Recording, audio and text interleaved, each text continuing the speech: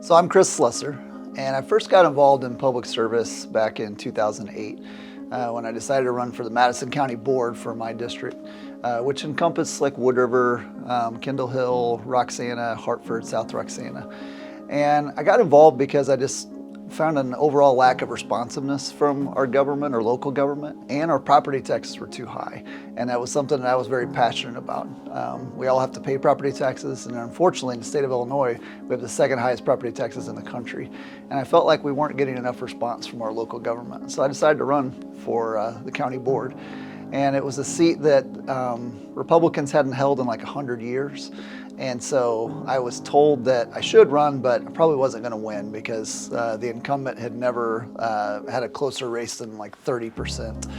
And so I ran and built a good team around me to help me with some experienced people. And I knocked on probably 3,000 doors. Really didn't know what I was doing. I didn't have like a walk list or anything. So I just knocked on everybody's door and introduced myself. And by the end of the election, on election day, even though it was Barack Obama on the ballot and the big Democratic wave, and we were a very Democratic county board seat, I won with 54% of the vote. So the voters did respond to the message about lowering property taxes and a more transparent and responsive government.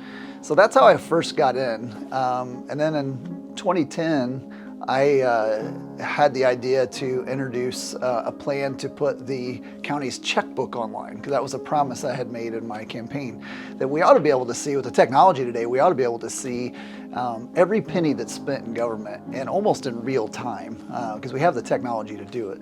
And so there was a lot of pushback from the Democrats at the time, and they wanted to know why we needed to see that, and did they really need to see every penny? And my response, I remember I was quoted at the time as saying, well, if it was the government collecting the money, they would want to see every penny. So why can't the taxpayers see every penny?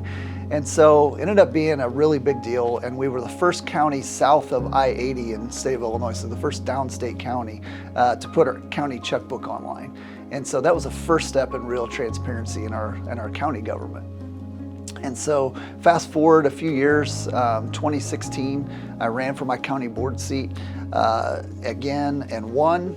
And 3 weeks later, there was an opening because the county board, the previous treasurer had been elected county board chairman. And so the county board selected me to be the new treasurer to fill out the remaining term.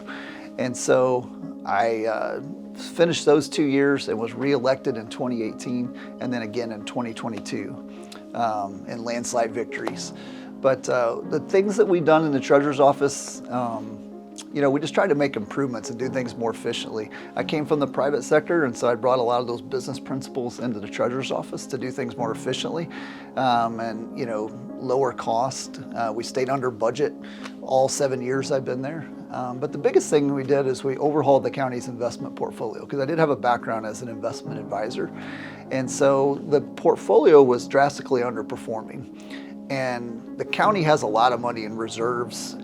Some of it is their highway funds, motor fuel tax funds, fees generated by the courts and the clerk's office and things like that. And so we have all this money sitting there, and it's used, or some of it's passed through, it's grant money from the state and federal government. But it was sitting there and we were earning less than the rate of inflation.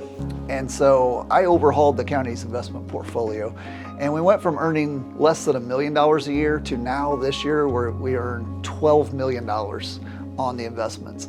And what that means to the average taxpayer is those are dollars that, I hate to say it's free money, but it's money that the government doesn't have to rely on property taxpayers to help fund their budget. So it offsets property taxes.